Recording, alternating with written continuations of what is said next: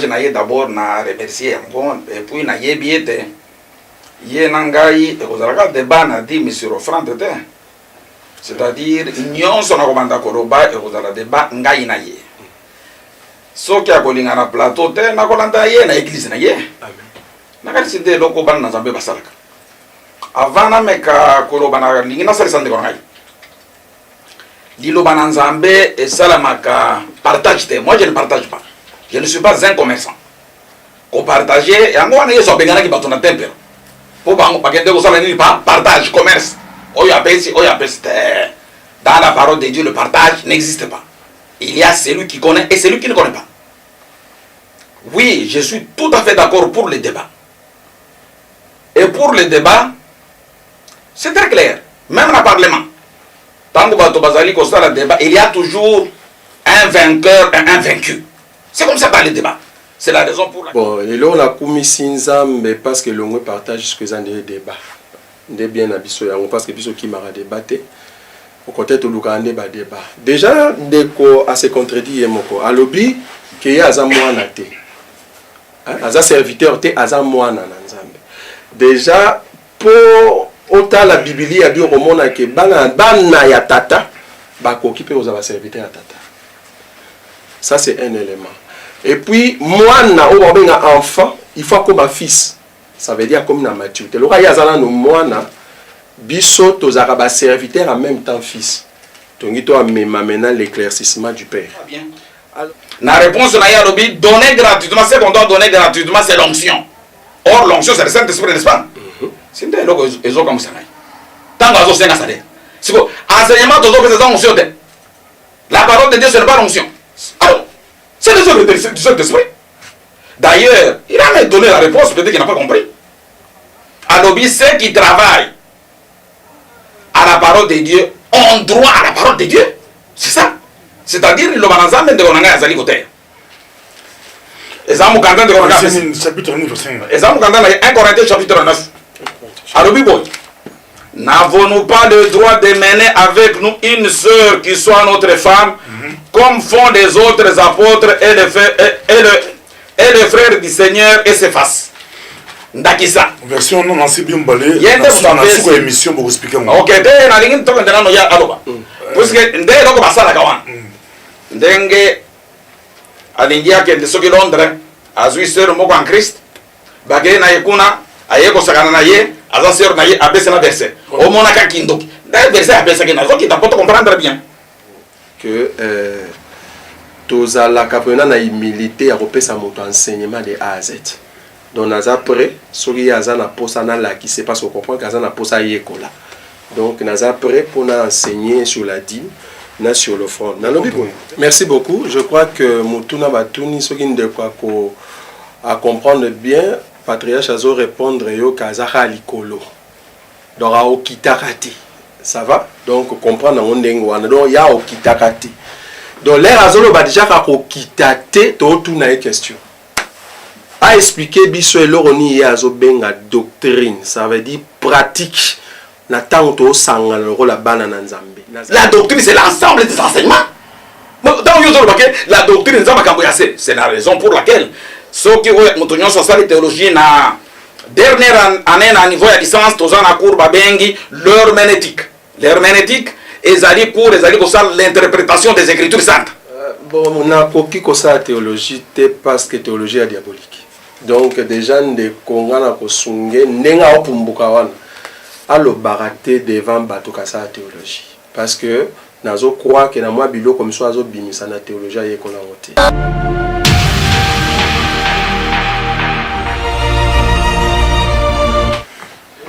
Balandi ya micro ya pasteur Bobo partout bozali à travers le monde to pesibilon mbote kanito lobaka ozali micro ya pasteur Bobo misope matoi ya diaspora lelo tozali awa micro pasteur Bobo kanito retourne à Paris retourne na conférence ya pastorale congolaise européenne tobeke c'est d'abord beaucoup plus pour la église ya likabo nzambe après c'est église na lelo ngai mon côté vous avez un plateau nazali tomestana kozala na patriarche Emmanuel Ngoyi oyo boyebi bosepelaka na ye mais lelo tozali na ndeko na biso frère Roger Buleli motei monene mais bali kobenga ye frère toyeba ngo mpe lelo toza na ye mpenza frère Roger mais tobandi bango na présentation. Bonjour frère Roger. Bonjour pasteur. Bali kolanda yo diaspora bomba est-ce que okopesa mambote?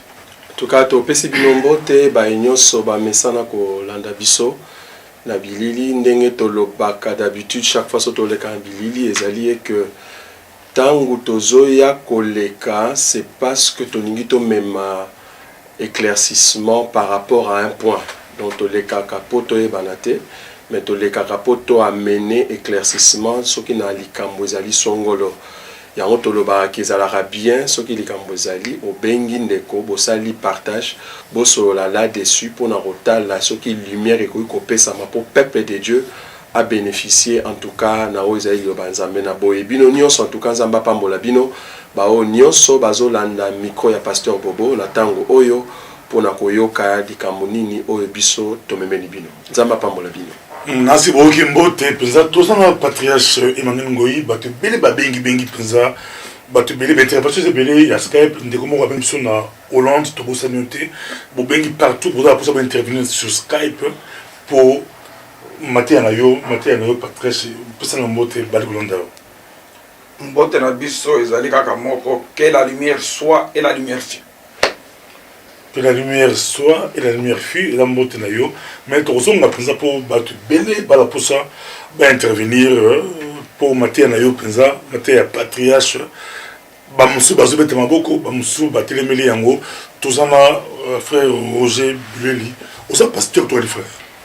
Nazali frère, je crois que tout pasteur, tout apôtre, tout évangéliste, tout homme de Dieu, c'est un frère d'abord. Donc parce que nous sommes dans un où nous reconnaître que notre Père Céleste a engendré Bisson en Christ. Nous présenté en tant que frère, parce que ça n'a pas ndeko au baon landa biso ba frère, ba yo comme message au ndeko na bango même ba. Bali ko landa biso na rasi o benga ki micro pasteur Bobo par rapport à l'émission les kaki penza ils la point belé o landa ki émission ko bande ko so bon ba la musique les États-Unis na ba Hollande partout ba bengi na sur Skype mio aux en Belgique au bengi directement ou intervenir bali ko landa yo par rapport à pourquoi au tenir kaki oya ko éclairer ban ensemble sur ba point. Oui, donc d'abord dans l'andaki ba enseignement il y a Patrice Emmanuel. Oui, ndeko Emmanuel oyo amekaki kofungola sur la dîme na sur les offrandes. Tolobi que tangu tozomona un enseignement kobima biso attend que bana na nzambe ndenge toloba kezali ozana son parce que bengama na nzambe ko uta likolo okozonga la likolo et que nzamba chakati na oto benga la vraie parole. Alors tangu enseignement bimi oyo azali mwana nzambe azaka na litoi ya mozambe azoyoka place oyo nzambe alobeli ye azwi mais place oyo eza na mwa mikuwa place oyo mwa compréhension ezosenga mwa kotuna mituna esengaka malamu oluki ndeko osololi na ye mais lokola porte efungwamaki ke tokoki koya kosola yango mpe na plateau yango moni tosengaki nzela na nzela ya micro ya pasteur Bobo tosola ndeko Emmanuel na sens ya partage soka boyi partage toke na sens ya débat ndenge toujours tolobaka débat ça veut dire muta tikali na opinion na ye mais à présenter l'enseignement et puis l'autre atikali pe na opinion na ye à présenter l'enseignement peuple de Dieu de juger mais na partage ezali au pesi likanisi ndeko azobakisa quelque chose wana boko bima mutu na muta bimi na eloko oyo muninga pesaki ya malamu soki boyokani te nde Biblia elobi botika temps na Saint-Esprit asunga bino e kaozo sabino. Frère Roger bali kolanda yo ba poni ni yo plus monique Patriarche Emmanuel abitaki ezaki penza ya ngote bali kolanda ba fenda ba de komoko azu courage biso to to ya miya yi boso la biso bali kolanda quels sont les points vous êtes d'accord te na Patriarche Emmanuel sur la dîme et les offrandes je crois. Merci beaucoup. Donc ça sur la dîme et les offrandes, d'abord j'étais scandalisé dans le sens ni autour qui est question. La question nous autres naie ce qui a koki ko expliquer biso l'essence spirituelle la dîme. Alors ndeko alobi a koki ko expliquer en boété. sera linga expliquant il faut bengi en particulier ou beaucoup d'années en particulier abimisi verset o yeso azolo bakaze ko enseigner publiquement mais ko kota na mozindo to ko expliquer l'enseignement ndenge sengeli azai ko solango en particulier et là on a déjà scandalisé nga parce que na mona qui place na ngote par rapport à ndeko. Deuxième élément sur la dîme na ba no simba moi ba point parce que tous en a pour ça te présenter le vrai enseignement. Deuxième enseignement zali tous a d'accord ndenge tozo présenter toujours beaucoup côté na babilili tous a d'accord que aujourd'hui la dîme n'est pas d'actualité. Tous a d'accord et que aujourd'hui la dîme est spirituelle. Naza d'accord mais le souci est zali il faut présenter comment est-ce que dîme est comme spirituel. Ça c'est un élément. Deuxième élément, il faut présenter maintenant la doctrine. Il y a l'élo, parce que tu crois que dîme l'élo, moutonanzamba, il y a dîme, tu as proportion à 1/10. Mais tu crois, du moins, par l'écriture, ils ont prouvé qu'un homme de Dieu a droit à un salaire. Tu as le salaire, comme on a dîme, tu as le salaire, on a comboté, ils ont payé ça selon moutonenga zo kabela nzambe. Maintenant, il faut présenter la doctrine qu'un homme de Dieu a droit à un salaire. Ce qui est quoi, Monique, et l'eau qu'on les a libana, bon, a éclairci Bisso. On les a à côté à 10 mois, ben les mes alliés, j'espère que tu es au côté. Côté à offrande, na lobi naza d'accord na partie spirituelle. Il y a offrande. Ne déplace pas si nange vandi. Ndekwazo pumbuka, le kola aigle, abimisi, la partie spirituelle, il y a Christ dans les offrandes, mais après si biso enseignement là-dessus. N'est-ce qu'il n'y a pas de danger vandi? Pourquoi? Parce que tu crois que c'est l'enseignement qui fait le ministre. Ce qui n'a pas qui enseignement, moyen de confirmer et le koyo lobby et gozala passi. Donc tu as pour ça nga souci nga ezali na profiter na ya na plateau de quoi pesanga l'enseignement sur la dîme spirituelle na sur l'offrande pour na confirmer que ça na eloko na nzambe. Parce que et vous allez pas singana accepter biloko ya zolo basoki na na pesinga enseignement parce que vous remarquez ndenga les cas qui pas na yo il y avait pas l'enseignement ça il faut confirmer que la dîme est spirituelle parce qu'il faut confirmer que l'offrande est ali spirituelle. Nalobi amen. Mais nous allons pour ça te présenter maintenant cet enseignement par rapport aux Écritures pour te croire que tu allais fondé par l'enseignement des prophètes et les apôtres. Voilà mon souci. Merci. Baokio Balandio. Bande ko ko gérer traitement et ça la partage équitable on va rappeler équilibré il y a timing sur que deux il y a pas eu deux OK tu es pas de collabiso Patrice Emmanuel Hollandi monsieur Nzambe Roger Buleli Hollandi réaction et le voyage le bosso na mais qui n'a pas remercier de collabiso puisque tout tambour mingi il est courageux puisque pour moto aya c'est-à-dire il doit avoir quelque chose à pouvoir donner courage naie d'abord na remercier encore et puis na yebiete ye nangai et kozalaka débat na dit monsieur offrande te c'est-à-dire nyonso na komanda koloba et kozala débat ngai na ye soki akolinga na plateau te na kolanda ye na église na ye amen na kalisi te loko bana na Nzambe basalaka avant na meka koloba na lingina salisa ndeko ngai liloba na Nzambe et salamaka partage te moi je ne partage pas je ne suis pas un commerçant ko partager yango wana yeso bengana ki bato na tempelo po bango pakende ko sala nini pa partage commerce oyo apesi dans la parole de Dieu le partage n'existe pas. Il y a celui qui connaît et celui qui ne connaît pas. Oui, je suis tout à fait d'accord pour le débat. Et pour le débat, c'est très clair. Même dans le Parlement, tant que le débat, il y a toujours un vainqueur et un vaincu. C'est comme ça dans le débat. C'est la raison pour laquelle, comme on a, tant que va débattre, à la fin, tout le monde a nani à longue, allez, il y a vote. C'est-à-dire, d'emblée, na débat il y a déjà eu un vainqueur. Le vainqueur existe déjà. Vainqueur de nani. Na débat ngai nande kona ngai. puisque azali musali na nzambe nga naza musali na nzambe te. Je ne suis pas un serviteur de Dieu.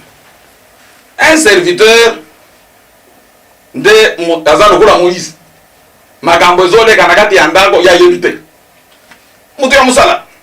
Moi je ne suis pas un serviteur de Dieu, moi je suis un enfant de Dieu. C'est-à-dire ndenge loba na nzambe ezali koloba na Genèse na Jean chapitre 1 verset 12 alobi baoyo nyonso bandimelaki ye apesaki bango makoki ya kozala bana ya nzambe. Kana za mwana na nzambe na serviteur te. C'est la raison pour laquelle serviteur effectivement mikolo nyonso na kobanda koloba ba difficulté kozala boye na bobo na bobo pas mutu ya musala azali banda. Mais secret ezali kosalema na kati il ne comprend pas. Nakumisi nzambe na sepeli na ndeko na ngai alobi effectivement na salaki enseignement te. Mais ndeko na ngai il me donne raison. Jésus ne pouvait pas enseigner devant la foule. Et moi je dis, moi je suis mon maître. Je ne peux pas enseigner devant la foule. Et donc on a d'abord na tranquilliser ndeko na ngai pe na koyebisa ye. Non, chez nous il y a un jour des enseignements où je vais l'inviter, le serviteur de Dieu. Il va écouter maintenant l'enseignement. Mais eloko tozali kosala katikati na bidili, c'est une sorte d'évangélisation. Pour bana na nzambe babungisa mingi na basali ya nzambe. C'est-à-dire mutu na courage na il peut dire de n'importe quoi. Na detina na télévision tozali kaka kosimba mwa muke mais na yebike mutu azali toujours mutu azana mayele api ko comprendre. Ndeko na ngai azali d'accord na ngai na problème ya dime ke dime ezali spirituel. Mais je crois yende mutu aye ko contredire. Yende ngaka yebisanga non pona ngai. Dime spirituel ezali eloko songolo. Là je pouvais comprendre. Azali sous d'accord na ngai pona problème etali offrande spirituelle. Oh. Quand est-ce qu'il comment spirituel? Na boite yebise aza d'accord. Na to reprendre nde eloko yebise ngai. Que offrande spirituelle aza d'accord. Mais alingi ayeba ebandi kozala d'accord tango nini. Mais a souligner eloko. Na moni ezali très important lobi. Mosali na nzambe aza na un salaire. Soki natangi na muganda na nzambe na Matthieu chapitre 10 pour to mekana comprendre si mande to mana salaire wana oyo azali kosenga soki ngai nde na kopesa soki nani nde akopesa ye parce que zo problème na yeza salaire na ye elingi kufa na muganda na nzambe na Matthieu chapitre 10 verset 8 robibo. Guérissez les malades, ressuscitez les morts, purifiez les lépreux, chassez les démons. Vous avez reçu gratuitement. Bon, ndeko na ngai, eloko nini ye azwaki gratuitement, oyo esengeli apesa gratuitement. Et puis siko salaire azoluka wana. Ezali salaire nini pe nani akopesa salaire. Nakanisi avant nakosopesa maloba nazwi maloba murayi olimbisa ngai. Ndeko na ngai za muumbu na nzambe, serviteur de Dieu. Siko salaire azosenga ipana.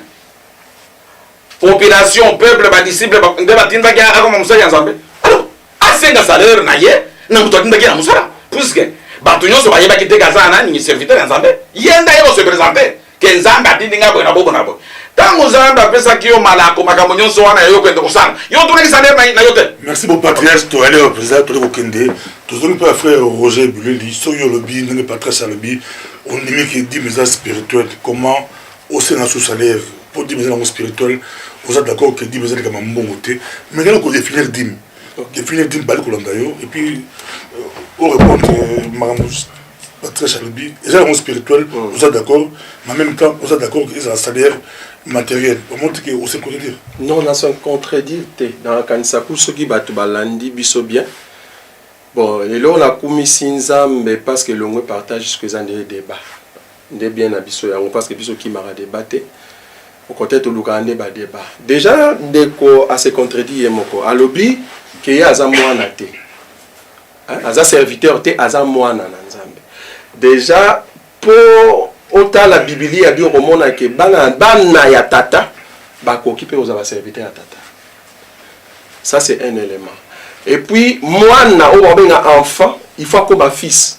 Ça veut dire comme une maturité. Le roi Yazala, nous, moi, biso, tous arabes serviteurs en même temps fils. Donc, il doit maintenant l'éclaircissement du père. Alors, à ce contredit, il y a un sous-salabi, nazo landa maître nanga.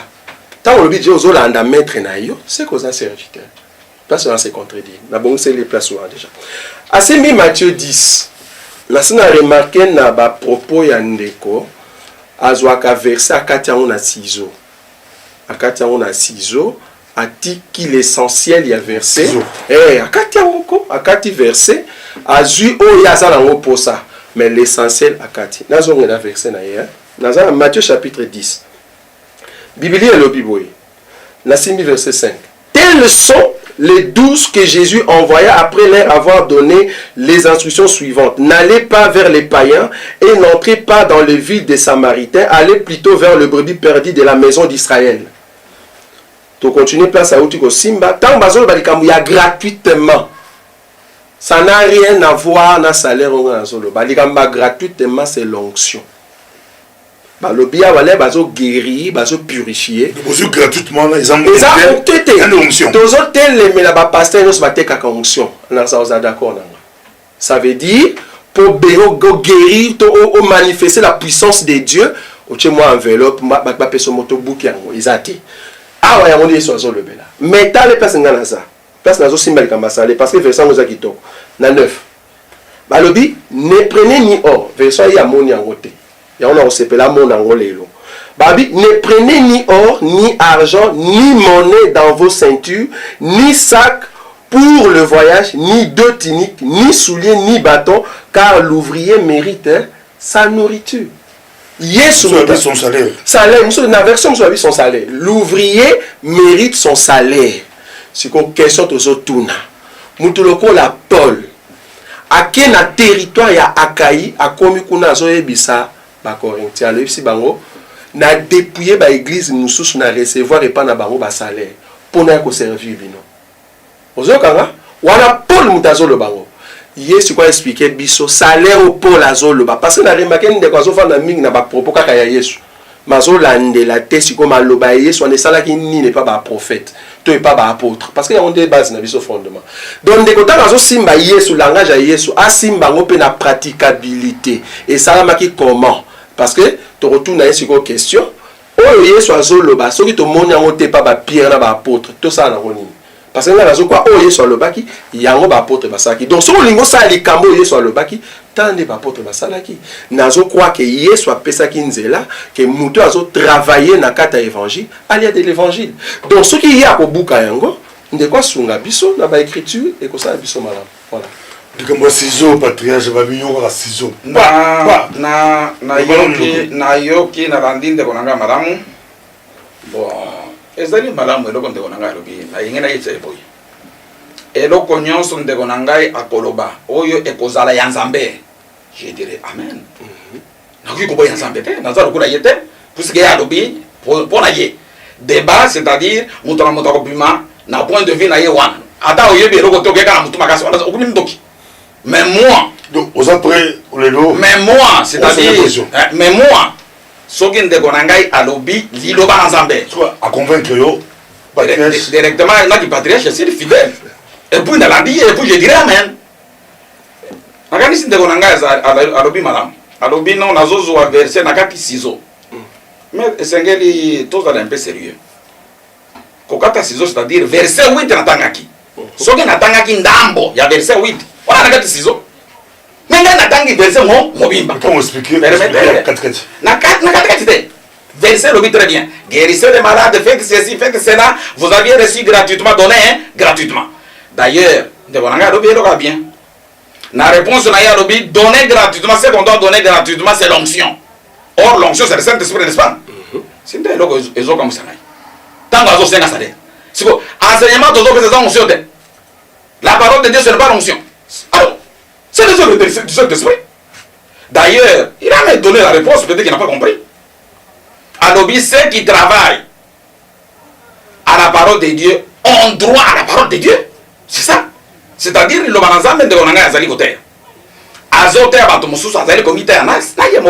c'est-à-dire biso nyonso toza na part ya kati ya enseignement na kati elo bana nzambe. L'ouvrier mérite son salaire. Son salaire, c'est-à-dire que l'ouvrier mérite son salaire, c'est quoi?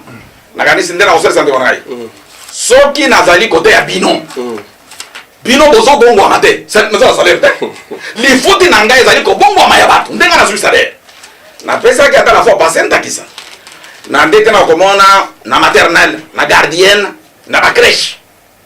Tangu mwana mukiasali eloko ya malamu. Ba para bazali koya na kado kopesa nani? Kopesa maître, kopesa mwana te. C'est-à-dire basali quelque chose d'extraordinaire.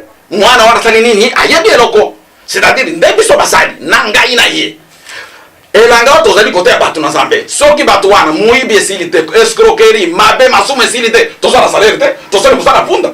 Salaire na biso zali ko bongo ama ya peuple ya nzambe. C'est ça notre salaire. À ce moment-là, tozali musala ya nini? Ya tina. Ezali problème, ya zali ko ba problème d'abord ya salaire. Di salaire bandimi bazana mbongo wapi ba kopesa yo. Eko uta wapi? Puisque tango tozoroba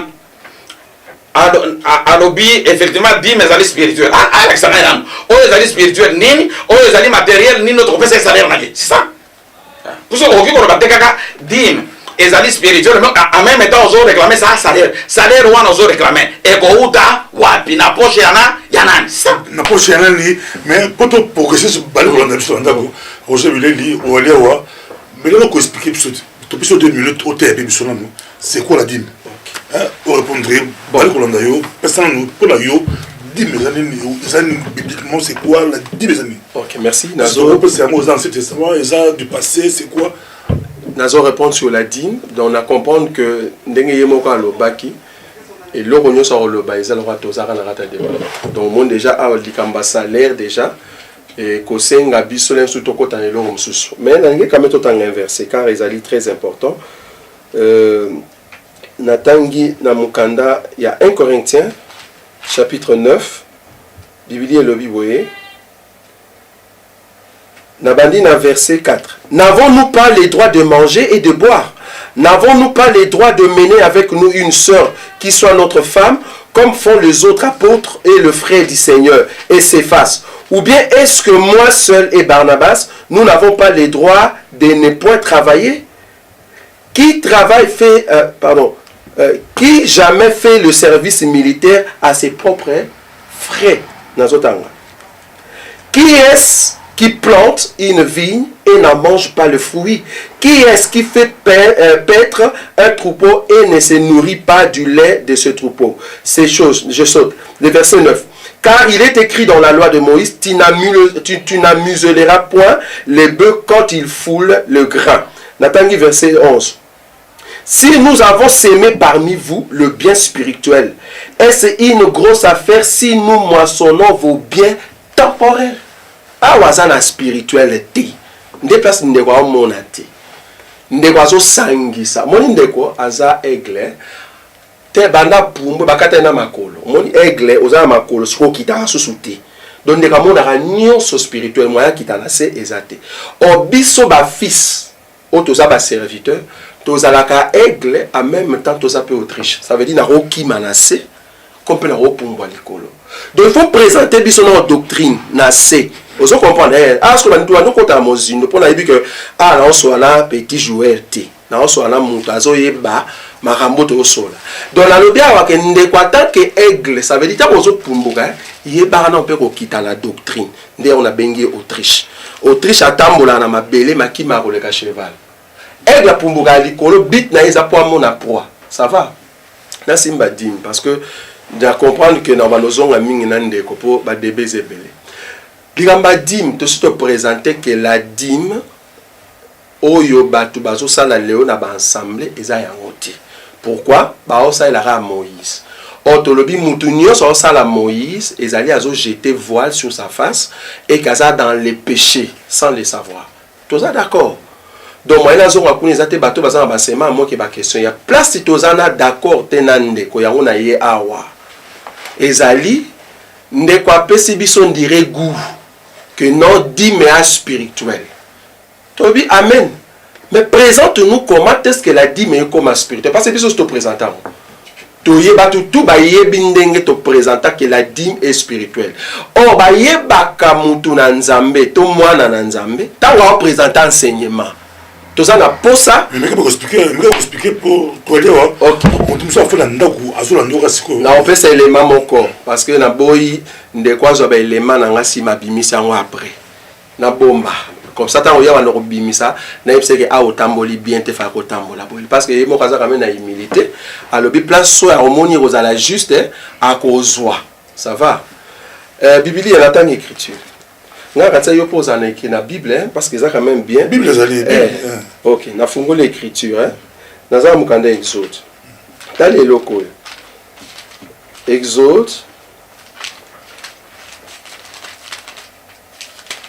La manne. Naza mukanda Exode chapitre 16. Na bandi na verset 31. La maison d'Israël donna à cette nourriture le nom de la manne. Vous comprenez place Nazali. Ça va? Elle ressemblait à la graine de coriandre. Elle était blanche et avait le goût d'un gâteau du miel. Moïse dit, voici ce que l'Éternel a ordonné, qu'un omer rempli de manne soit conservé pour vos descendants, afin qu'ils voient le pain que je vous ai fait manger dans le désert, après vous avoir fait sortir du pays d'Égypte.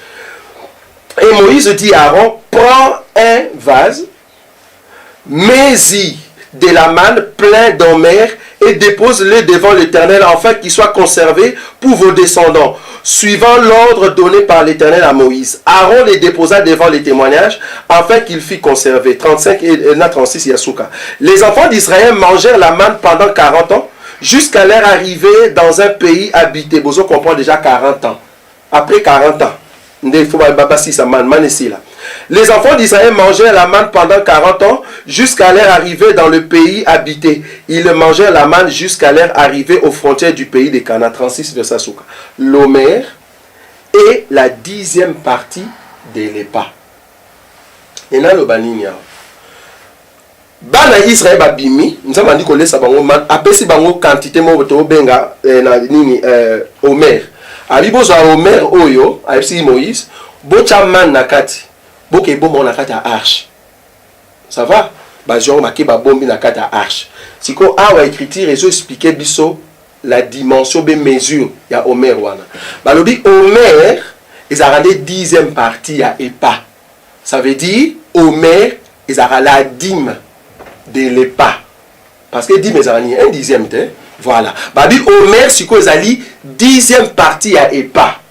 Donc omer ils a la dîme de l'épa. Or quantité ils a la carte à H, il y a on est bien sur la manne cachée.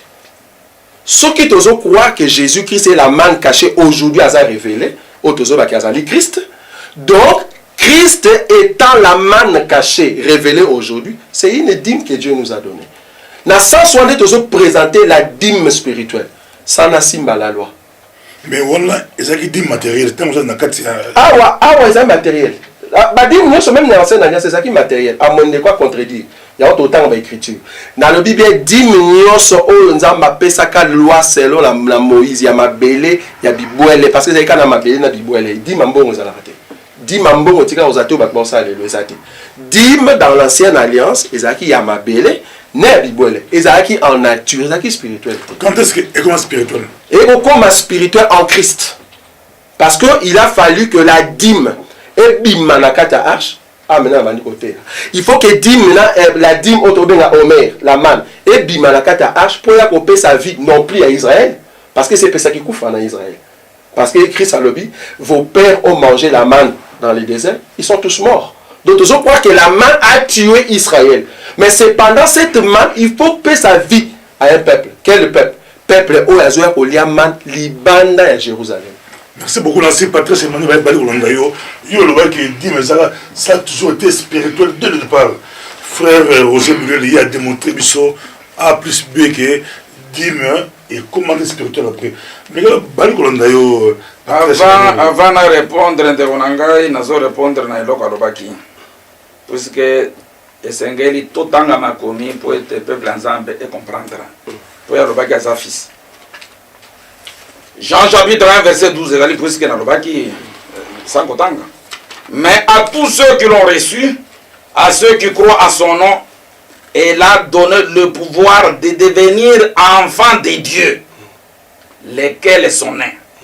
Nous disons, ni de la volonté de la chair, ni de la volonté de l'homme, mais de Dieu. C'est là où je vous avais dit clairement, moi je suis l'enfant de Dieu. C'est la raison pour laquelle nazolo bamakambo oyo nayebi oyo nasosoli oyo ezali katikati ya ndako. Ndeko na ngai alobi malamu mais nalingaki azala clair parce que tango ameki nano kolobela problème ya dime awa alobi na arche na kobimisa dime wana ekomi Yesu.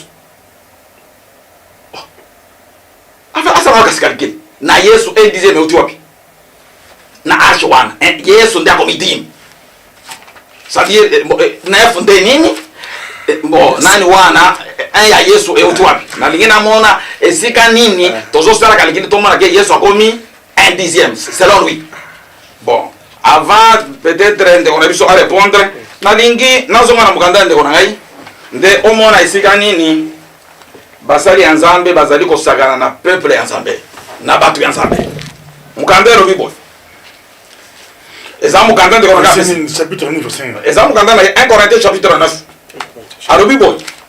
N'avons-nous pas le droit de mener avec nous une sœur qui soit notre femme, comme font les autres apôtres et les frères du Seigneur et ses faces? Ndakisa. Version non ancien bien balé. Yende sur émission pour expliquer moi. OK, de na lingine to kanda no ya aloba. Parce que ndé loko basala kawan. Ndenge alingia kende soki Londres azui sœur moko en Christ bagé na yekuna ayeko sakana na ye aza sœur na ye abese na verset o mona ka kindoki da verset abese ke na zoki ta poto comprendre bien. Donc ou bien est-ce à moi seul et Barnabas nous n'avons pas le droit de ne point travailler? Qui jamais fait le service militaire à ses propres frères? Qui est celui qui plante une vigne et n'en mange pas de fruits? Qui est-ce qui fait paître un troupeau et ne se nourrit pas du lait du troupeau? Bandiminde ko ba troupeau na ye. Asaka na mabele na bango. Mais toza na mayele to toza na mayele te. Parce que balobi soki ozali na ba troupeau na yo esengero me na mabele na bango. C'est-à-dire yende ko ngai église wana musali Nzambe azali ko sala et po asaka na mabele ya bato. Puisque yende chef bato azo batela de ba troupeau yango wana akoko sala na bango ko simba mabele kolia ko sala de n'importe quoi. Non, ça ce n'est plus la parole de Dieu. Wana toke complètement na zamba nde eloko na zolo ba wana ke soki tolingi koloba puisque vainqueur azalaki déjà vainqueur de Nzambe biso tokoloba kaka mais moto asi a gagné débat Nzambe ye moko a gagné kala ono tozo sala ezali pamba puisque yende kutope si verset wana siko ndakisa ndeko ngai soki ba troupeau ezali église puisque akoki kosala musala ya ponda te s'il faut amifuta il a raison puisque yebi ke Nzambe akopesa eloko moko te ye moko mizola kaka na bandimi asakana na bango ndenge azali kosala wana puisque azwi mbala moko puisque okoki kosala bilanga sa yo moko mokolo bilanga osala nini olia bilanga na yo. Mais moi je reconnais que elanga les champs nous sommes les champs de Dieu, l'édifice de Dieu. Eloko tozali kolia zani nakanisi ezala tango atelemaka alobi bon appétit tolingi toliani tolingi tolende liloba Nzambe po esalisa biso ezali biloko kolia te malgré akomeka kodemontre alobi dime nde Yesu bosiko salaire oyo azosenga ya mbongo ezali kouta wapi? C'est ça mon problème. Na boyi te tango azoloba ke pe alobi très bien que je suis l'aigle. Oui, ce qu'il dit c'est vrai. Le parole que je vous ai dite. Non, il y a des gens qui ont fait. C'est très bien. Yoko pesa ba fi banani balukuta te.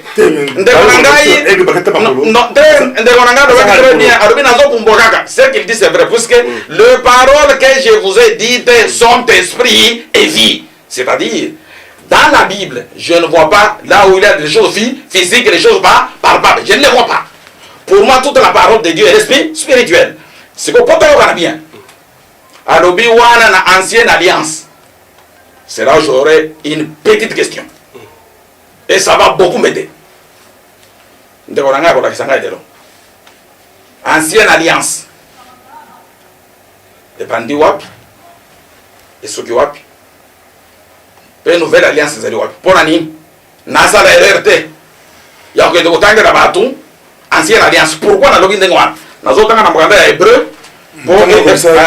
Comme ça, il y a un mécanisme qui répond à l'Alexandrie. Ndengeni Yesu a commis nani, a commis Dima. Hébreu chapitre 8.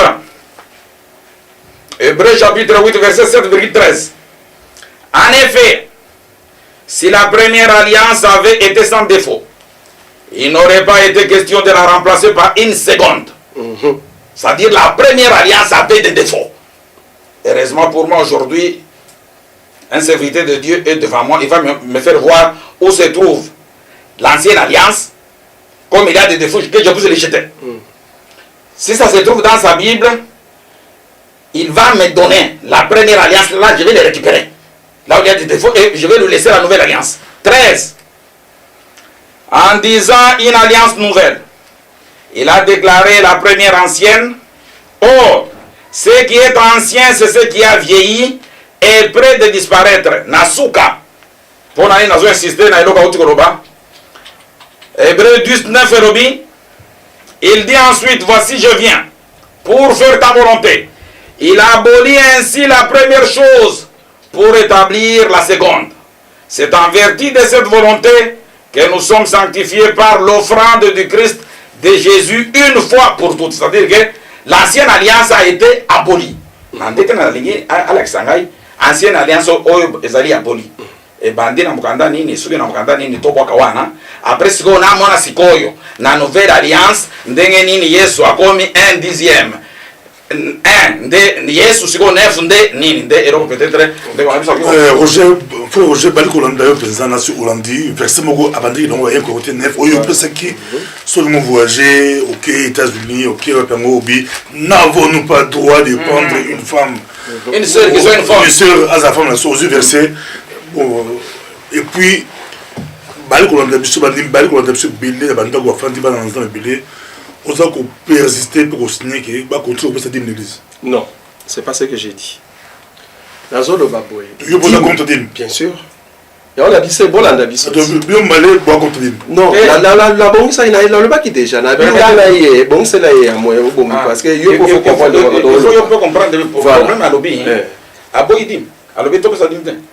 Mais dim ça Yesu, comment tu peux dire sur l'église parce que la idée a un côté yangayawa alobi Yesu nde dim siko yemo ka boy lisu to ko pesa sur l'église alors na église to ndo ça musala ni wana ndena zonga nano yemo ka pe ko salisa ngai na comprendre que dim o to ko pesa na église te oyo ezali Yesu nde nini na nefe ezali nini wana za problème de konanga songa. OK ya on a lobby et cause n'avons-nous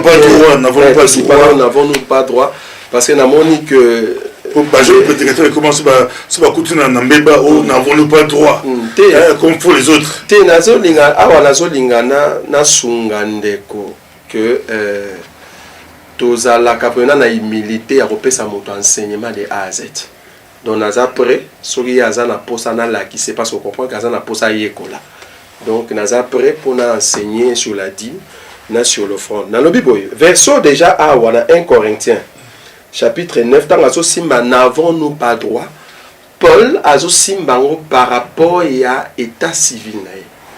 Paul n'était pas marié. Paul n'était pas marié. Cependant, c'est face à ça qui marié. Et ça n'a rien. Pardon Pierre, pardon, Pierre. C'est Pierre, oui, c'est Pierre. Cependant, verso torico zoaroté, to zoaro le roi physique que n'a coquille qu'on soit ma sœur. Non. Et ça dans sens santé sens Paul a aussi mélango awa donc c'est face avec mon boulot qui a passé belé non c'est face non c'est pas Kazaki mon lobby qui ngapla rosa netié azo asunga biso so kaza na verset oya monaki que Pierre azalaki adultère parce que nous ozo bimisa Pierre adultère to yokana donc ozo bimisa biso ba olanda biso que Pierre azalaki adultère zanga c'est bien l'interprétation n'est pas ngaka so qui patriarche a retrouvé biso c'est bateau balaba qui peut que n'avons-nous pas droit là que te bazaki na moi bato wana soki bazolobela ngo na sens wana eza libanda nalobi mpe ndenge ndeko asimbeli yango soki bozwelaka ngo ndenge wana ke version ya mpo ozwela basi tolobi nyonso boza diabolique toza d'accord awa Paul azosimba yango na likanisi ya koloba ke Pierre était marié mais il était parce qu'a consacré vie na ye nyonso dans le Seigneur. Vous voyez? Mais il y a aussi des éléments parce que nous avons ya ligamba salaire. Nangi yenda sunga biso. Verset 13. Dans le Bible. Ne savez-vous pas parce qu'il faut entendre des chapitres dans le Bible. On y a très fort dans moi 6 ans na yona ko kata ba verset. Dans le Bible, ligamba 6 ans. 1 Corinthiens chapitre 9 verset 13. Ne savez-vous pas que ceux qui remplissent les fonctions sacrées sont nourris par les temples? Il y a des choses qui sont nourris par les temples. Na zo na blora olia. Aïe, ça sont les autres qui t'en lola. Na robeta maboko na binza mais na yebaka te ke Aaron yo zaka okite ba soso na kata temple. So ba mon écriture wana ke Aaron avandaka boye ba ngombe ezo kitela Aaron pondu ba lamba pena na soso ba lamba ezo kite uti lola ke mutu te ndaye kotika. Après ça biso verset wana. Na bakisi deuxième verset 14. De même aussi les seigneurs. Tout en verset mobimba chapitre mobimba to katakate. Balobi. De même aussi le Seigneur a ordonné à les spirituels et les physiques. Donc c'est le titre. Azo peut ordonner. La Bible ordonne les spiritualité à la Bible physique. Le Seigneur a ordonné à ceux qui annoncent l'évangile de vivre de l'évangile. Dans la zone de vivre de l'évangile, il faut avoir un verset l'icolo. Ça veut dire à quoi qui colle dans l'évangile. Spirituel. Et ça spirituel. Après ça qui verset mon dans Matthieu 10. Et là quoi là, parce qu'il y a un moni nabi azo katande ba verset, mais pas qu'à continuer tina se, ba lobi oko tananda kwa moto. Nda kwa so ba yambelo ba pesio lia ya ngonde di futi na yo. Mon pèse nazo memaye. Na lobi te toke nanda ba todo lia ba ma desu. Pour le roi salé. Non, nazo lingana la sandeko que un homme de Dieu nakata musala oyo a droit à un salaire. Na bakisi troisième verset pas tous années ba témoin. Ndeko azane ba témoin te azane champion au 4 verset. Na bakisi troisième et témoin. Malobi boy. Verset 18. Ceux d'offrir pardon, la banane à 17. Malobi boy. Si je le fais de bon cœur, j'en ai la récompense. Mais si je le fais malgré moi, c'est une charge qui m'est confiée. Quelle est donc ma récompense? C'est d'offrir gratuitement l'évangile de Christ que j'annonce sans user de mon droit de prédicateur de l'évangile. Azaki n'a droit, mais na kata territoire ya Akaï, c'est ce que j'avais dit ici, il est Paul. Azan a droit à un salaire, mais na territoire ya Akaï, pour acha obstacle te na kata évangile, aboyi. Kozwa salaire wana. Mais ni kwa te tozwa doctrine ya Paul na place wana, to ba pasteur tout bobo ya salaire. Non. Paul azo reconnaître qu'Azaki n'a droit, mais yende mutu aboyi. Na territoire ya Akaï. Parce que si on continue likolo ba azo baksalobi, na kende ki na ba église nsusu na dépouiller bango. Na zui salaire kuna pour na ya ko servir bino. Donc quelque part azaki ko senga salaire na ye. Deuxième question, je crois azana pour ça na PC enseignement sur la dîme.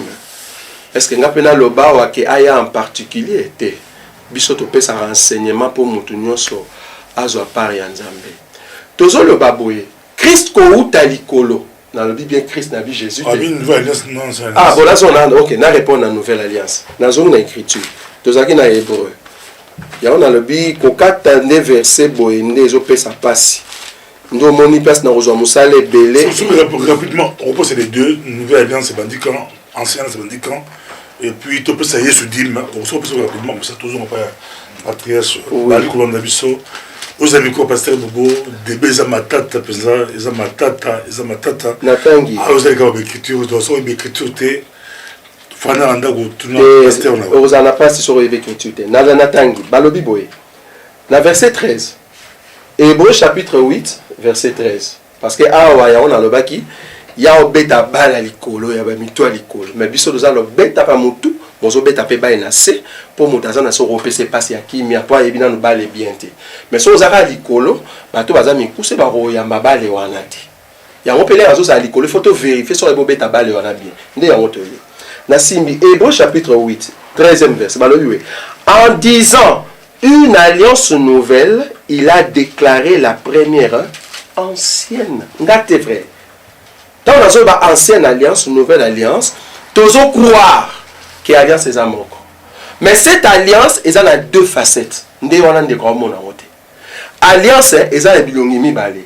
Est a elongi ya ombre et puis est a elongi ya réalité. Mais ça alliance moko. Si on a elongi na ya ombre, ndé ba benga ancienne ba déclarer ancienne pourquoi parce que ça qui n'a pas défaut. Mais ba benga sous nouvelle pourquoi parce que la face na ya mibale et il y a éclairage. Ndé place yaza azomona ya libosote.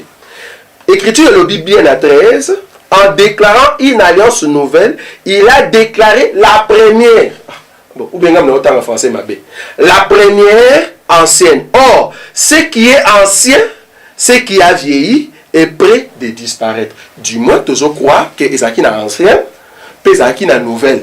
Ancienne, tu es d'accord, il n'y a pas le biango, que ancienne, Ezaki na pas défaut, tu lobby. Amen. Amen. Mais du moins ancienne ezalaki ezalaki na ba défaut et que tous dans la nouvelle alliance la Bible est alliance moko mais ça a deux facettes. Facette il y a ombre, na facette il y a réalité. Il faut maintenant olingo simba na réalité la qui s'abisso dans ancienne alliance ndenge ni réalité etambolaki na ancienne. Jésus dit. Oui. Tout là Jésus dit. Jésus, Kokolia dîme, d'abord il faut comprendre que Mouto Azolia Jésus dîme, c'est qui? C'est ça la question. Là on a bien enseignement et dîme et d'abord, pour Simbana nous Jésus dîme, il faut zonga na facette ya ancienne alliance, autant ndenge dîme ezali kopé sama. Tant au monde a dîme kuna ndenge ezali kopé sama na ombre. Oye na on a réalité ce qu'on a que Jésus dîme spirituel ndengeni azo pesama parce que na pela baxelo moko ta mususu bozo sosolanga bien tele na zolo ba dîme Jésus ba lobby na pesi exemple moko wala za na dîme ya Abraham te mais na simbi siko dîme ya Moïse ba lobby bo na parmi ba loi ya dîme ya Moïse parce que déjà pe na dîme royale na dîme ya Moïse ba lobby mutu akolia dîme na ye première année, deuxième année, la troisième année, à Saïnini, Abimissa en Libanda. Est-ce que c'est mon écriture? Dans un Deutéronome, chapitre, je crois, 14. Balobi, Moutou Akolia dit Monaye, mais la troisième année, Abimissa en Libanda. Pourquoi? Non, tout le temps, ils ont bien attendu pour Nasunga, patriarche. Bali Kolanda, président, verset de Kopesa, Nassou, le Pesami, Mandaku, partout, au Klimumbaï, dans les États-Unis, na Congo, na Lubumbashi, partout, Bazali Kolanda. Verset de la main claire. Deutéronome, chapitre 14, la bandine à verset 24. Peut-être lorsque l'Éternel ton Dieu t'aura béni, le chemin sera-t-il long pour que tu puisses transporter la dîme. Non, la zone à 23. Et tu mangeras, 22 s'il vous plaît, tu leveras la dîme de tout ce que produira ta sémence et ce que rapportera ton champ chaque année. Voilà dîme annuelle. N'a sauté. Natangi verset 26. Là tu achèteras avec l'argent tout ce que tu désireras, des bœufs, de brebis, du vin. On la fois passé, mais à la kisibiso on pété na molimo pour na toza la facilité au la kisango. Balobi boy du vin et des liqueurs fortes, tout ce qui te fera plaisir, tu mangeras devant l'Éternel, ton Dieu, et tu rejureras toi et ta famille. 27. Passe dans Nena Simba. Tu ne délaisseras point les Lévites qui sera dans tes portes, car il n'a ni part ni héritage avec toi. 28. Au bout de 3 ans, tu sortiras toute la dîme de tes produits pendant la 3e année et tu la déposeras dans tes portes. Alors viendront les Lévites, qui n'a ni part ni héritage avec toi, l'étranger, l'orphelin et la veuve, qui seront dans tes portes, et ils mangeront et se rassasieront, en fait que l'Éternel ton Dieu te bénisse dans tout le travail que tu entreprendras de tes mains. Nena le banin. Na boina simba ba diminyoso parce que ndekwaza prêt à son enseignement. Oui. Donc na lobi dim ya 3e année ba lobi na 3e année nzamba zo sa Israël physique. Parce que tu crois que spirituel. Non. Awa eza physique. Aepsi Israël physique tant au côté la kata Kana et ko bani ko sala mabele na banyama. Soko bani ko prélever dîme première année il y a dîme no yomoko. Deuxième année il y a dîme no yomoko mais la 3e année on reçoit dîme no bimson di bandanda. Bazo prélever aux matériel bazo. Eza physique. Sans brebis aux yomoko. Eza physique. Molimo te. Non, molimo te, eza physique. Oza bilanga, ozi bilanga. Bilanga na yo, eza non, là wazo bilanga, eza bilanga ndunda te. Ah bazo mona ba fruits, ça va. Ozi ba fruits na yo. Ndenge ozi quantité à fruits, tu vas les subdiviser en 10. Ba écriture ça. Bien habitué aux années écriture. Merci beaucoup Nancy. On a répondre à mais ça pour moi. Parce que si on a répondre c'est Nasi Simba, Nasi Samba. Ba o clavé que Patrick Sazuba. Ni kamote a kozwa. Ozi ba tembele, ozi na pe mon boulot. Tu la poste et ça équilibre. Ngane mona ko lukai. Ngane mona lukai. Donc la lobby boy. Babi na 3e année bimisa 10 libanda. Or ce qui to tikali na ombre Israël physique bien qu'à tosaki loi wana mais loi nezaki na pas défaut. To lobby amen. Si que faut te remonter à Christ, ndeni azo za la dîme ou azo koksa loi ya Moïse parce qu'il faut mona réalité ne azo koksa malakata ombre. Mais pas passer dimanche parce que bien mal poser ni matin dimanche dans l'église boba enveloppe va dire mais fandaga mon imi elle a dit matériel les gens on appelle qui dit na ngoyo na pesa na église mais bien balé la pour là bien balé bo simbali to lobi ezali banda boboyi to lobi ezali banda dimanche ba ko ba dimité to lobi ezali banda on se mettre à côté monsieur to zobeta na côté ya spirituel ya on a lobi ya zo pumbuka ngaso na landie kuna na expliquer et pumboli na eza bien te comprendre nga place na ça donc là autant moi na scène na expliquer yo bien na lobi boy dim ya 3e année o bazo bimisa libanda pona simbelo quoi parce que ba dimeze belé ndeko ala so mona ngo après ba lobi na 3e année dim wana bimisa ngo libanda o mona Yesu azo yebisa mutu moko aye ko solane abi Hérode azo luka kanga yo abi yebisa renard wana bato so bakanisa ki Yesu afingi abi yebisa renard wana o Yesu afinga ta lobaki vérité po ya vérité Hérode azaki vraiment renard parce que tu as vu que renard allait à Soso. Au moment où Yesu tant encore en Jérusalem abi Jérusalem Jérusalem toi qui tues le prophète. Combien de fois j'ai voulu vous rassembler comme une poule. Ah donc on croit que Hérode azaki kolunga boma Yesu parce que Hérode a renard za pour salir à Soso eza Yesu. Vous savez hein? Voilà spirituel. Mon amati na kiti. Dim ya 3e année ba lobi Yesu ndenga za wana na 3e année, ça veut dire à côté à l'élo, lobby okuna praké. Ça veut dire 3 ans. Première année, 2e année, na 3e année, il faut Israël. Ndendako, obaya dim. Il faut azoyer akanga abimise libanda. Merci beaucoup. Bonne ensemble. Partout le roi ne kulusu. Na ba débat, nous benga ba pasteur, ba frère, nous benga ba débat. Bon moni yango na micro pasteur bobo eza matata penza yaka okomona bozomona frère Roger matata Emmanuel Patrice Emmanuel donc yawa oui ndeko ngai on balini na moni ozo embrouiller frère Roger Pamba na mbrouiller frère Roger oui zela ozo embrouiller Pamba parce que bali kolanda yo matériel tango nazo tuna mutuna peut-être ozo comprendre mutuna na ngai te ou bien na ye moko ozo comprendre mutuna na ngai te na posé que mutuna ya muke alobi na biso très bien la dîme c'est le 1/10. Alors tu comprends c'est-à-dire si on fait sortir les 1/10 nous restons avec les 9/10 sauf que Yesu azali 1/10 9 ndeni mutuna tunaki na kanisi ndeko na ngai atati na débat ezate asi alobi ye moko polele alobi azo bata si makiti ana nyoka race de vipère alingi tantolo bamulimo tantolo banzoto nganga lingaki peut-être soko banda kolanda maloba na ye omona ndeko na ngai amona bozangi boyebi etonde pa na ye alobi na alliance oyo toza na ombre toza pe na lumière sindala kisabiso na ombre dime de nini na lumière dime de nini c'est alors après ça non ngana dingina no kolanda non après ça version permettez il fallait afongora pour le bagit na biso très bien lui doit nous enseigner il doit m'enseigner je suis tout à fait d'accord pour recevoir son enseignement mais enseignement il faut se comprendre ndenge bible toza na partie ya ombre na partie ya lumière c'est quoi po ngai attaque mwana mokia yebsanga boy dime na ombre lingo lo bayero songolo dime na lumière lingo lo bayero songolo siko salaire ya zo réclamer permettez-nous non permettez-nous non c'est là pour expliquer clairement que 1 Corinthiens a expliqué c'est là non ndeko ngai kwambruye batute muto apesa ki mukanda wana zali ndeko ngai yende il fallait peut-être apesa biso explication pour ce qu'il a lobby très bien vous expliquez un Corinthien ngai na expliquer te na tangi na 1 Corinthiens ya ye eza mukanda ya pesa ki nde na linga ya zonga sindeze la nde azonga mukanda wana na hébreu pe mukanda ezali très clair parce que na hébreu na pisi mikanda ya reprendre mukanda na tangi ya hébreu ba lobi très bien que la première alliance avait des défauts. Amen.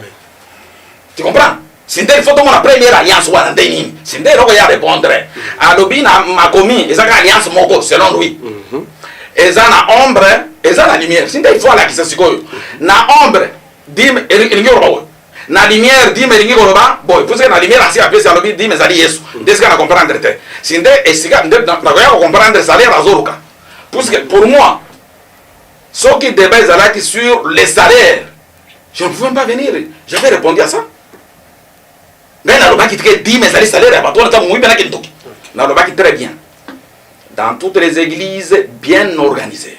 Toutes les églises bien organisées, oui. Le pasteur doit avoir un salaire. L'État très bien dit. Et puis, on a dit que le salaire, on a dit, bon, on a dit, non. C'est-à-dire que peut-être qu'il était pressé. Tant à mon équipe, il dit, mais c'est pas foutre. Non, on a dit très bien que dans toutes les églises, nous avons besoin de l'argent. Il y a un collecte, qui n'a pas de rapport avec ça. Mais ce que vous avez qui n'a pas de débat, et ça fait. Bon, il faut que tout ça dans le débat pour que vous soyez pour comprendre. Na lingi siko ngana comprendre précisément. Dès que na lingi il peut avoir tous les temps. Il y a koloba à comprendre le peut-être ayena yango ya sega ou bien ya sega ezalité. Dime na ombre ezali nini? Dime na lumière ezali nini? Siko salaire ya zo réclamer. Na dime ya ombre, to na dime ya lumière. C'est tout. À répondre non non wana. Débat vous continuez sinon to koloba ko bana mike. Mais Olandi patriarche Emmanuel Yolbini. On a le cambo il y a alliance hein parce que na présenté qu'il y a alliance qui a deux facettes na zolo ba que tous en alliance moko mais alliance wana tous en partie à ombre na partie à réalité. Alors tous croire que la tang écriture bon bosunga ngai bo supporter ngana tang écriture on a l'accent makamini na ngina loba na fungo mukanda Jean na batnyos ba Olanda biso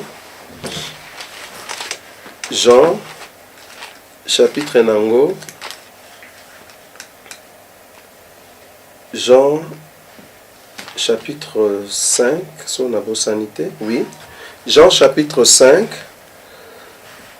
natangi na mukanda na verset nango 37 à 39 la Bible dit et le Père qui m'a envoyé a rendu lui-même témoignage de moi. Vous n'avez jamais entendu sa voix, vous n'avez point vu sa face et sa parole ne demeure point en vous parce que vous ne croyez pas à celui qui l'a envoyé. Vous sondez les Écritures, 39. Vous sondez les Écritures parce que vous pensez avoir en elles la vie éternelle. Ce sont elles qui rendent témoignage de moi et vous ne voulez pas venir à moi pour avoir la vie. Nabakisi deuxième écriture, avant d'expliquer le koyo, Luc chapitre 24. Luc chapitre 24, Natangi rapidement le verset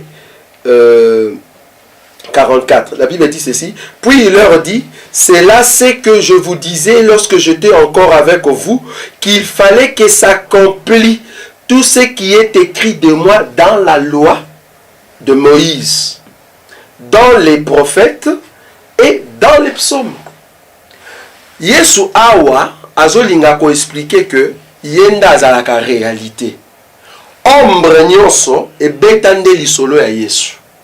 Dans la Bible écriture, tozolinga to ba Torah. Tozolinga to ba Moïse, prophète na psaume. Prophète Moïse na psaume et lobelande Yesu. D'autant on lingo simba écriture na ombre, il faut te voir au monde ndeni ozo simba la na Yesu. Il y a un moment de simbi dîme. Dîme ezalaki la loi donnée à Moïse. Si il faut soit dîme wana o l'accent ndeni ezo koma Yesu. Parce que Yesu yemora lobi elobelaka ye. Moïse, les prophètes, Napsom elobelaka ye. D'autant la Bible Moïse engi wa Genèse, Exode, Lévitique, Nombre, Deutéronome, Pentateuque. D'autant la Bible Moïse, là on dit loi ya dîme, il faut l'accent biso ndenge ni Moïse alobela Yesu par rapport à la loi ya dîme. Ndé ya ngolo tozo expliquer. Vous voyez, n'est pas que le lobby, tant que nous sommes en qui en côté, tous les gens qui ont dit moko, nasimba dim, nous appelle dim il y a 3e année. Na sisa qui a monté na le bac, tant que bimi libanda et zarande yeso bima libanda pour kufa. Baba ka ene kulu sous na 3e année. Tant que kufa but les aranini, but les alaka, les orphelins, les veuves, na lévites, na ba na ba kufela ba orphelin ba veuve, na ba étranger, na kata Israël physique. Na kata dim ya ancienne alliance wale zalaki po baya kolia mais na réalité bo yesu tant bazo bimise libanda il faut peut tout le monde orphelin veuve na étranger mais spirituel moi place dans que la réalité c'est spirituel si il faut prouver biso ndenge nini orphelin zo comme spirituel ndenge nini étranger zo comme spirituel ndenge nini veuve bazo za spirituel donc il faut tout le monde ango pour comprendre ndenge nini bazo ya kolia dim ya 3e année na libanda à Jérusalem. Donc, il faut la réalité qui est Christ, mais il faut maintenant au spirituel, mais au expliquer, au ça l'enseignement. C'est ça, dès la place de Zani. Balandi, Baouki, Pesa, Balik, on a vu ce mot qui dit Mobimba, Narsima, mais tout le monde est dans le public, Bafandi, Balik, on a vu ce pays. On a dit qu'on peut permettre au téléphone, mais les autres présidents, bateau, Bali, Nagata Plateau, Tori Kolanda, Tolandi, Penza, Ndeko, Ozola Bisso Awa. On se présenter et au tuna nayo. Bon, comme on a Moro Tambwe, nous assisté à une émission ya Pasteur Bobo, nous avons kati ya salle, mais nous avons mutuna moko ya kotuna Pasteur Azawana, na frère Nabiso Azawana. Pour frère Alobi, ya zalaka likolo et puis azalaka nasi. Pasteur Alobi, Yazaka Likolo Zanase. Alors, ce bako signifie biso par la pona lilobanzambe. Il faut aux ala Likolo, ou bien aux ala Nase, ou bien aux ala Nyosomi Bale, ou bien aux ala Katikati. Et ça, motuna na tuli na bango Nyosomi Bale. Lilobanzambe, toki kozala, tantôt na molimo, tantôt na nzobi. Wana nde kinyoka yango wana. Na ndete na moni que na débat où bato comprendre de l'homme peut-être. C'est-à-dire toute la parole de Dieu. À partir de la Genèse chapitre 1 verset 1 jusqu'à l'Apocalypse 22, le tout, les paroles que je vous ai dites sont spirituelles. Dans la confusion, il y a mingi ezali dengeni. 2 Corinthiens chapitre 5 verset 16 à 17. Ainsi de maintenant, nous ne connaissons personne selon la chair. Et si nous avons connu Christ selon la chair, maintenant nous ne le connaissons plus de cette manière. Si quelqu'un est en Christ, il est une nouvelle créature. Les choses anciennes sont passées, voici toutes choses sont devenues nouvelles. Tant que Moïse, Azomana Moïse Moutou, Israël, Azomana Israël Moutou. Ndema wayangwa. Azana kade lo banazambe to na ero ni ndete na zoro bakeno. Nyoka azana ta ilisusu ya kobebisa bana na zambete. Wana ndeko zana nyoka. Puisque nyoka tambola ka tout droite. Tanto nzoto, tanto molimo na ndete na natuni. Je suis clair. Na ombre définir, dime na ombre ngiko banini. Puisque tango robike, il faut toquer dans l'Ancien Testament, après toquer dans le Nouveau Testament. C'est quoi l'otoko? O balobi liqueur forte tomera. Ndo omeraka. Siko l'otoko na molimo komini. Vin na molimo e komini. Tu n'as pas expliqué? Na ndete na lingi. Puisque tango zo ya na débat, c'est-à-dire que aussi okoli olia ki bien. La kisanga na ombre di melingi koroba ni. Na molimo di melingi koroba ni. Le 1/10, le 9 là c'est quoi? C'est tout. De konanga depuis azo maroba akomata akokita eloko moko azali koroba nani yatina ezenani ezali pete. Je vous avais dit clairement que l'Obanzambe ezali clair. Acte chapitre 17 24 à 25. Le Dieu qui a fait les mondes et tout ce qui s'y trouve, étant le Seigneur du ciel et de la terre, n'habite point dans des temples faits de mains d'hommes. Il n'est point servi par des mains humaines comme s'il avait besoin de quoi que ce soit. Lui qui donne à tous la vie, la respiration et toutes choses. Dans les temps. Offrande, bureau, union, souvent, au plus, hôtel. Bon, c'est hôtel Denis. Puisque dans Apocalypse 7, j'ai entendu l'hôtel qui disait. C'est là où je vous avais dit clairement que ce soit la Bible, que ce soit les offrandes, on ne peut pas les donner avec nos mains. Les salaires qu'ils demandent, on ne peut pas les donner avec nos mains. Hébreu chapitre 13, verset 15. Par lui, offrons sans cesse à Dieu un sacrifice de louange, c'est-à-dire le fruit de l'œuvre qui confesse son nom. C'est lui qui travaille à l'hôtel. Mange à l'hôtel. L'hôtel, c'est la bouche. C'est-à-dire quand on prêche la parole de Dieu, et le prédicateur, et tout l'ensemble, nous tous nous sommes concernés. C'est ça. Ça n'a pas de rapport avec le bien matériel ou le bien physique. Une petite question. Puisque nous avons alliance Zamoko. Oui, alliance Zamoko. Kaka alliance Moko. De ombre, kaka alliance Moko. De vérité. Soyons sérieux. Le Bazambe le dit très bien. Car là où il y a un testament, Hébreu chapitre 9, verset 16, il est nécessaire que la mort du testateur soit constatée. Un testament, en effet, n'est valable qu'en cas de mort, puisqu'elle n'a aucune force tant que le testateur vit. Si, effectivement, dans cette Bible, il y a l'ancienne alliance, il y a l'Ancien Testament, qui est le testateur de l'Ancien Testament et qui est le testateur du Nouveau Testament, puisqu'on ne peut pas lire encore là l'Ancien Testament. Merci beaucoup, Patriarche. Bon, tous les gens qui parlent de déclaration Roger Bileli, on a frère Roger, on a dit Motuna na public, Motuna Kitoko, Batuni Bisso, répondre. Merci beaucoup. Je crois que Motuna Batuni, ce qui ne quoi à comprendre bien, Patriarche a répondre yo Kazara Likolo. Donc à Okitakati. Ça va? Donc comprendre on dengo. Donc il y a Okitakati. Donc l'air azolo ba déjà ka Okitate to tout na question. A expliquer biso eloroni ya azo benga doctrine, ça veut dire pratique. Na tango sanga le rôle bana na Nzambe. Na za na tango écriture. Atang awa to tanga ba écriture hein. Parce que ya boyi na marambase. Ali kaka makambo likolo. Siko to tuna eloni ba benga ka doctrine. Ya mo na obi na repese ba enseignement belé. Na tangi doctrine. Na za mukanda ya 1 Corinthiens parce que doctrine ezande na C. C'est ça l'Autriche. Autriche a autant na C, mazo to sa la loi. O ezali principe ya Nzambe. Aigle tango mata likolo, eza po mona makambo bino bo mona te. Mais il y a préféré tirer likolo, a boy ko kitanse donc doctrine a tcha mona pratique te. Nga tangi écriture. Nazana Mukanda ya 1 Corinthiens, chapitre 14, Nabandi, na verset 26. Il faut expliquer biso makambo. Que faire donc, frère, lorsque vous vous assemblez? Ah, Paul a expliqué biso quand on sangana na physique. Na kata bonzambe. Pratique neni ele kaka. Parce que ceux qui te yeux wonde wanate, te yeux wonde spirituel, to bungi. Ah, c'est la doctrine. Alors, que faire donc? Frère, lorsque vous vous assemblez, les uns ou les autres parmi vous ont-ils un cantique, une instruction, une révélation, une langue, une interprétation, que tout s'efface pour l'édification? En est-il qui parle en langue que 2 ou 3 ou plus parlent en langue? Déjà la fois passée, Boya qui parle en langue, il y en a lui, toi, DB Zébélé. Awa bazolo balikamba parler en langue, et que les kandengeni, les spirituels, tous les alliés physiques, on a parler en langue. Parce que ça va être français. Là, si tu veux le français, ou le français, parce que les a parlé en langue, écriture, les a sur la vision. Tu as vu qu'il y a un problème, il y a doctrine, attends, il deuxième écriture. 1 Corinthiens, chapitre 11, Nabandi, parce que il y a biloko ya telemelaki. Parce que boya wa linga za likolo, nga bakati makolo moya kita sous les athées. 1 Corinthiens chapitre 11, verset 3. Je veux cependant que vous sachiez que Christ est le chef de tout homme. A expliqué biso Christ wananani homme bazoleza homme physique to homme spirituel. So la yebsingeza homme spirituel, il faut yebsanga ndeni ni Christ azoza sous chef ya homme.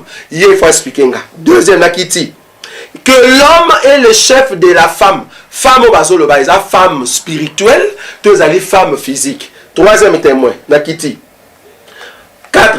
Tout homme qui prie ou qui prophétise la tête couverte déshonore son chef. Soka lobi ke homme wana zali spirituel. Ndeni homme spirituel bazotinda ye assemble la sankangelo na mutu. Esa zo mona te ke za to za na doctrine.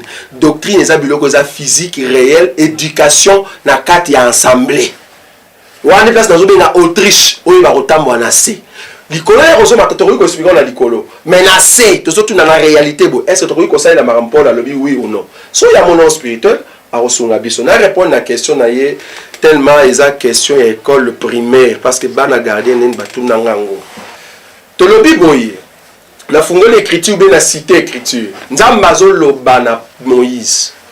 Abi Moïse yaka mata likolo parce qu'il faut na pesa yo les commandements.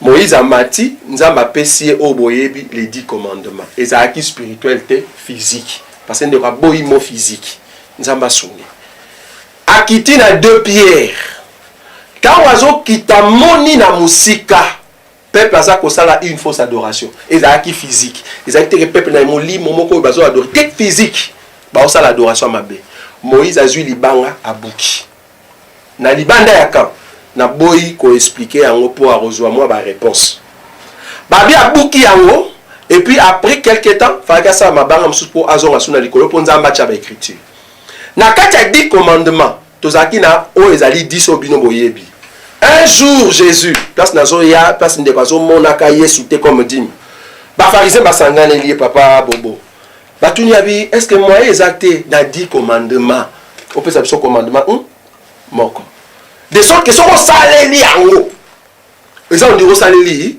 les 10 alors ndiko bakisela yo susu que Christ aza dîme tant sozo mona ngote soko saleli les 10 pardon soko saleli moko wana eza ndiko saleli tous les 10 abi tu aimeras donc tu dois comprendre que amour eza rendre ko englober les 10 donc on dirait ba peuple bazali ko senga pesa biso dîme ya commandement ya 10 commandements après c'est bon moko so saleli moko au salé on dirait muto asali les 10 nde yango tozoloba textuellement la dîme na loi na Moïse parce que Moïse dîme ezalaki soki au pesi une partie 1/10 na yo eza on dirait au pesi bilanga mobimba selon la loi ndenge écriture ezali so on pesi nyama moko parmi les 10 eza on dirait au pesi ba nyama sur 10 donc Yesu pe basenge pesa biso dîme ya commandement abi tu aimeras.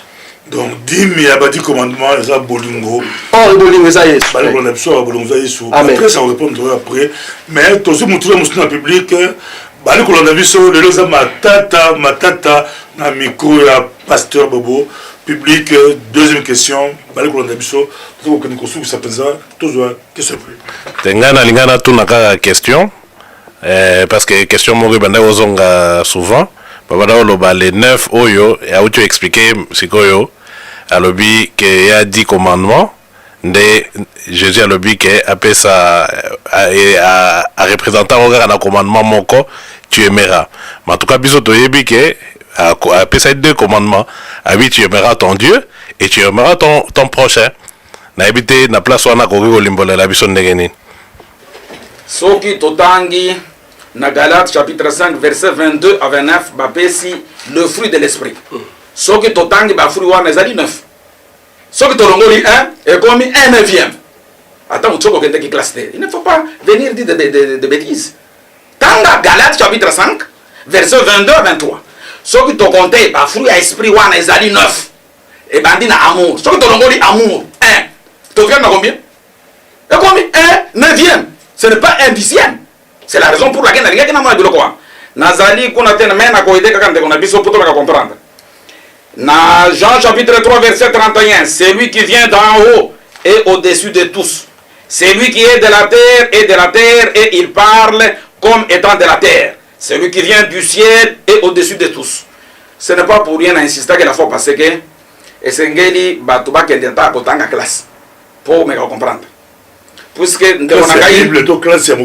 classe est très important puisque la doctrine écoute à l'objet doctrine de makambo ya c'est mais il faut oser l'attendre pour tous la doctrine c'est l'ensemble des enseignements dans la doctrine de makambo ya c'est la raison pour laquelle ceux qui ont montonyon sur la théologie na dernière année à niveau de licence tous en cours babengi l'herméneutique ezali cours ezali ko sala l'interprétation des écritures saintes mais so kata niveau ya mboke zante ata tango zolo bana bible ya nzambe ke tango tozolo be la doctrine et lingi ko loba tozolo ba makambo ya se non ndeko na ngai peut-être tango ko zonga na ndako tu te rendras compte que tu avais peut-être tu avais dit des bêtises bon ça peut arriver dans un débat mais ezana tina wana te problème ndeko na ngai na kanisi liloba na nzambe ezali très clair mutuna ya ndeko na biso ya public atuni pona mutuna zaki nini ya atuni biso abi ya lobby les 10 wana déjà c'est na corrige déjà na lobby et donc on a déjà ezaki réponse à l'équation na lobby que soki totangi les fruits de l'esprit na Galates chapitre 5 verset 22 à 23 l'amour la joie la paix la patience ezali 9 soki tolongoli 1 ekomi 1/9. C'est-à-dire que ezali susu 1/10 te nde wana, c'est-à-dire que ye ezalaki na bozangi boyiraka bandokanisa ke nani soki opesi amour soki otikali na combien, soki topesi amour totikali na 8. À ce moment-là, on ne peut pas encore parler d'1/10. Wana po monaka d'abord problème nini ya bozangi boyebi. Et puis il n'a pas répondu na question na ngai puisque na lobaki boy na ombre, l'ombre c'est ça l'Ancien Testament. 1/10 ba 10 commandements, yo que le 1/10 ya bafoui. Comment tu disais? Ah, dans 10 commandements, l'amour n'existe pas. Les 10 commandements, tu aimeras ton Seigneur, ton Dieu, tout à fait. Nandedina, ndeko na biso tunu mutu na lobite. Ezami bale. Balobi il faut kolinga Nzambe, kolingana nani? Na bato. Eko mi bale ezali susu commandement moko te. Nandete nazolo bake, soki tolingi ko comprendre ba biloko nyonso wana, okomona ke ezali makambo ya nani te. Ezali makambo susu ya nani ya 1/10 te. Le problème, c'est les 1/10 qu'on doit donner. C'est-à-dire, quand on donne les 1/10, on doit rester avec le 9. Le 9, c'est ça le grand problème. Ndakisa. Sauf que tu as si boling. C'est quoi ton truc, Nani? Ah, le problème, c'est le problème. Peut-être à poser puisque moi, même mon ani. Doctrine, on a besoin de comprendre doctrine, ce que est ça, et que makambo ya c'est. Alors, très bien. Sauf que tu s'engagnes. Dit, parce que là où 2 ou 3 sont réunis, à mon nom, je suis au milieu. Merci beaucoup. Vous avez la théologie, tout le monde est patriarche, licencié la théologie. Vous avez la théologie? Bon, on a coquille comme ça la théologie, parce que la théologie est diabolique. Donc, des gens de Kongana Kosungé, Nenga Opumbukawan, à le baraté devant Batokasa la théologie. Parce que nazo croire que na moi bilo comme ça azo bimisa na théologie ye kona wote eza moi soni na mutu na Nzambe lelo obeta tolo ko sa théologie eza trop bas na lo belo mo déjà moni tellement ça la théologie a autant à lettre que ba commis fruit de l'esprit et en neuf mon déjà abungi moi ko bunga yango wana ce que son a tunio esprit à réconciliation eza fruit hein kuna watanga oti ko réconcilier batu moni tant la Bible loko la tintin au Congo parce que to kendeki théologie ne place si batu ba okufa tala tozo le baboy na pesa enseignement na 2 minutes be 1 minute sur la dîme muta opesa ngo ezarande Israël. Et où t'es pas Nzambe, na tangi écriture. Tant que vous comprendre ngate marnazo loba. Na fungo na cité écriture. Na mukanda ya Ecclésiaste chapitre 11. Bible le Bible jette ton pain. Na été sur mon écriture ananga. Na tanga rapidement pour comprendre marnazo nazo loba. Tant que vous sosonanga bien té. Et que c'est un pasteur il y a appel des fonds baza la rango pour baza diabolique tolobi lokwa ba osa eloko bazo sumuka la fungoli Ecclésiaste chapitre 11 verset 1 jette ton pain sur la face des eaux car avec les temps tu le retrouveras tolobi verset oyo il faut na no ba nanya obwaka lipa azo bwaka na mai yango eza nini. Parce que écoute à l'écolo. Nazo expliquer l'écolo na yo azo comprendre bien té aza ma difficulté. Il faut y banana bois qui lipa. Et puis mai ezali nini. Et critique de ko répondre ko boulete. Au monde de quoi ça a ma casse dans ma boule. Azo boule en tant que montre. Ah yo ça a esprit. Ozo lingo boulete. Petit cap Bible yemo ka répondre mai ezali. Bible a répondre tout. Bible t'a répondre à nous. Donc là vous expliquer ombre dans la réalité Bible t'a répondre. Bible a expliqué que l'ip est aranani. Alors il les eaux aranini et que dans l'ip comme la rata maï. Pour la nini maï azo qui on dépasse de lui que la rata maï bambisi bazar. Mais bambisi on balia yangote. Ndé ya au monde yangote. Mbisa lia l'ip wana nzamba bois. Avec le temps récupérons. Nzamba ko récupérer en frère.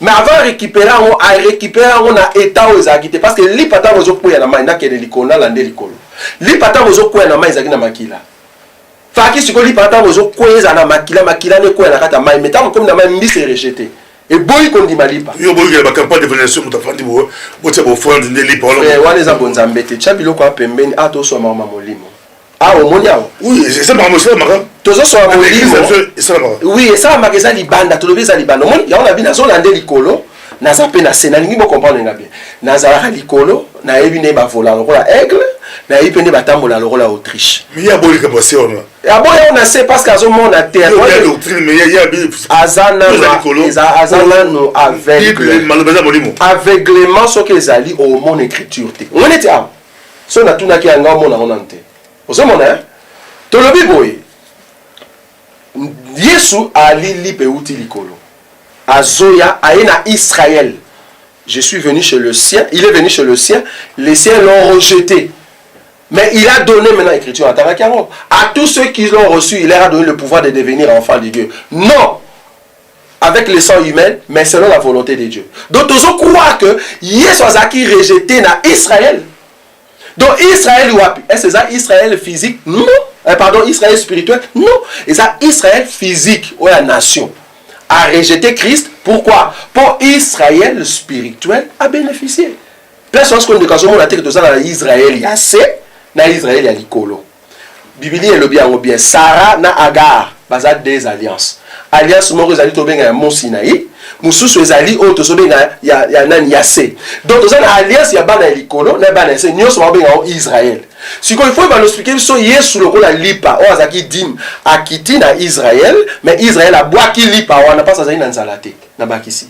Parce que Bible lobby heureux ceux qui ont faim et soif car ils seront rassasiés. Or Israël azaki na nzalate, azaki pe na soif te, mais ça na un peuple o azaki na nzalape soif o ezali église. Ou accepter Yesu Christ lokola lipa pour aller le autres bon.